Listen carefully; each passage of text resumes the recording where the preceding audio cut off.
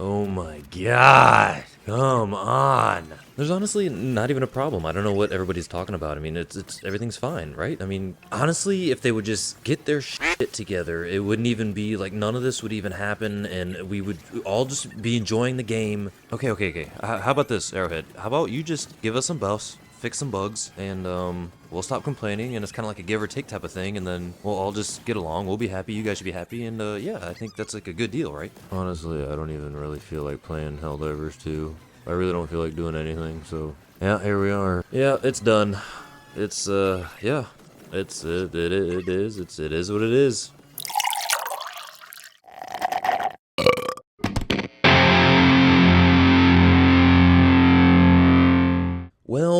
Well, the bug hole just seems to keep on getting deeper and deeper, doesn't it, boys? So it seems that many Helldivers 2 fans are getting pretty upset with fans like me for the simple fact that many of us have just been calling out Arrowhead for their problems that seem to be piling up faster than Charger's body's pre-flamethrower nerf. Is that too soon?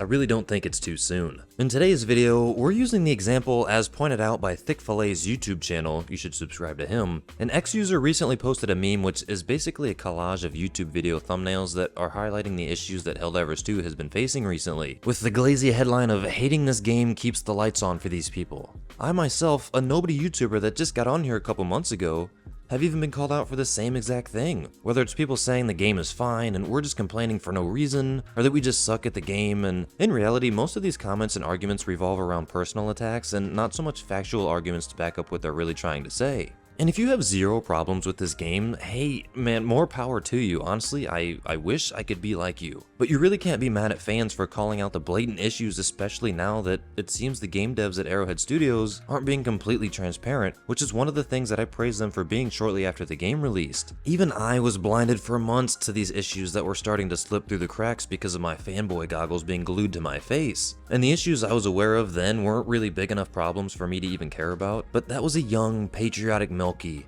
a man once bound at the hip to his beautiful home of Super Earth. Well, that Milky died, and now I'm a cynical, battle-hardened Creek veteran whose government has cast you and I out and has stopped caring after we fought for our lives through the trenches of Malevelon. Also, I'm gonna apologize right now for being so excited, hyped up, and talking so fast because I'm hopped off of like 800 millivanillis of caffeine right now, so we're just honestly gonna send it. I also don't make these videos to try to rage bait or anything like that. I personally am not making these videos for views, as I and many others have been called out for doing. I genuinely just have things to say, and I think these things should be called out, and game studios deserve to be called out. Why are we so willing to call out massive AAA studios for their bullshit, but we're so afraid to say anything bad about a small studio?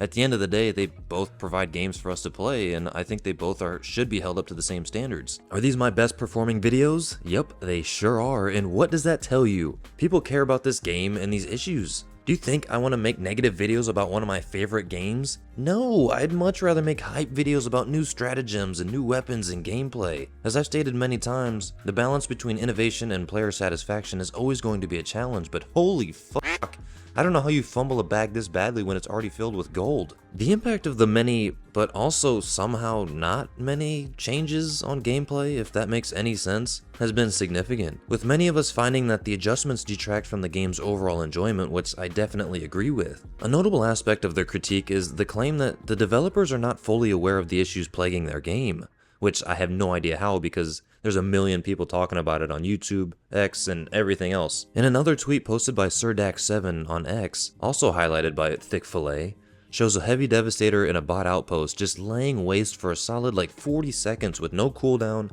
no games, no remorse, nothing but straight fucking gas. Well, Pilestead actually responded to this post by saying, and I quote, "Not democratic enough, but this is properly unfair. Never realized the overheat doesn't happen for the bots. Let me investigate what is going on. Smiley face." End quote. This was, let's see, today's Sunday, so like 3 days ago, whilst the game has been out for 7 months, and you're telling me this problem has just now been realized? How? As Thickfillet points out, many of us thought that's just how they programmed them to be, but apparently this was never the case. And after the many nerfs, you can really feel the issues that were always there, but they were way more tolerable to deal with. Well, a follow-up post by Shams Georgiani saying, quote, "I think a lot of you fairly point out WTF. We went through this earlier this year, why are we here again? And I hate sounding like a broken record, but A, we have this long lead times on development, i.e., What you see is the result of weeks and months of development work. Some changes take time before they show. B, not a whole lot of time has passed between now and the June balance round, and most people are still on vacation. But it really doesn't fundamentally, to me, whatever that means, that we still need to improve a lot in understanding what players want and marry that to the development process. We want every release to be a step in the right direction. Constant improvement. And I don't think we feel that this is that. So we need to do better. End quote. Well, that's all fine and dandy, but they clearly know how to go in the right direction. The game started out in the right direction. They're just ignoring most of what people are saying. And as for the long development times, yes, I'm sure it does take a while to create patches and updates, but people have pointed out that they made visual changes to the magazine of the Incendiary Breaker to pander to the nerfs right off the bat. I just want to know why they're spending so much time and resources on small visual details like a magazine that don't even matter, while ignoring actual gameplay affecting issues. It almost feels like we're being gaslit at this point, does it not?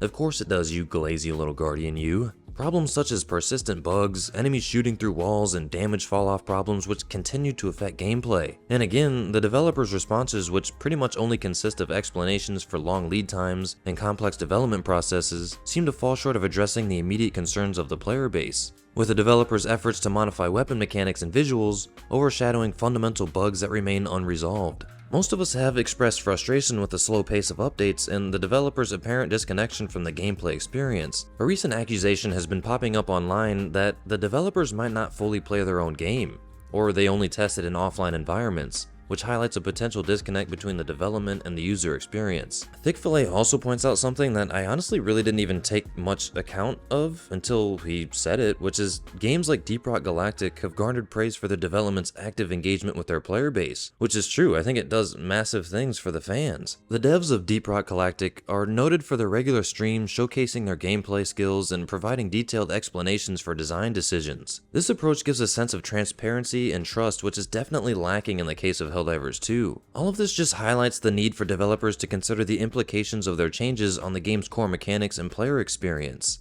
Ultimately, I suggest that a more nuanced approach to development is needed. This includes not only addressing immediate bugs and balancing issues, but also engaging with the player community to understand their needs and preferences.